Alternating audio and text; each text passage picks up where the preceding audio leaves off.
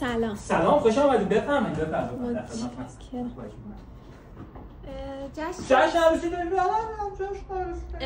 تاریخ هم که 29 بهمن، همه تو 29 بهمن. فقط یه نکته بودجه نداریم. بودجه نداریم. بعد از بودجه نمیخواد.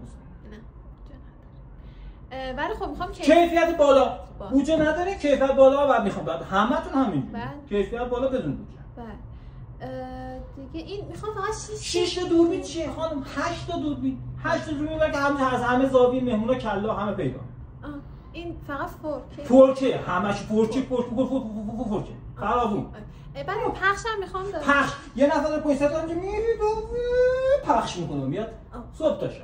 دیگه خجالت نکش خانم، بفرمایید. این شرایط پرداخت آسان از اینجا تا اون تا با شرایط پرداخت بفرمایید. نذاشتیم نه اختیار دارید بفرمایید. همکارم سر 4 ماه. باشه چشم چکه. ببخشید یه لحظه. من اگه نمیشناسم. بده بعد بخوام نمیخوام کن. من همکارشون. بله. گفتی چقدر بودجه داری؟ یه 6 تومن. 6 تومن نمیخوام. 5500. 500 شو بذار تو جیبت بفرم. واقعا؟ براتون اجرا میکنم. دمتون گرم. 3 تومن هم بهت میدم. دستتون در نکنه. متشکرم. تشکر.